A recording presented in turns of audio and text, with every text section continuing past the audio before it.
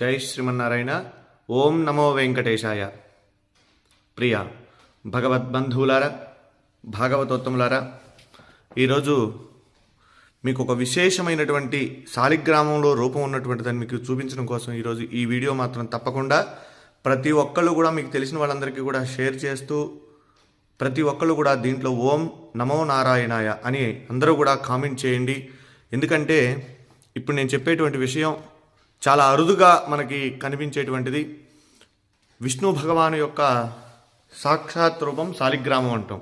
మనం శాలిగ్రామానికి చాలా విశేషమైనటువంటి విశిష్టత ఉంది.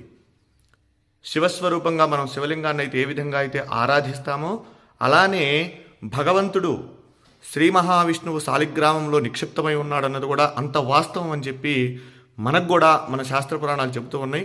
అలానే దానిలో భాగంగానే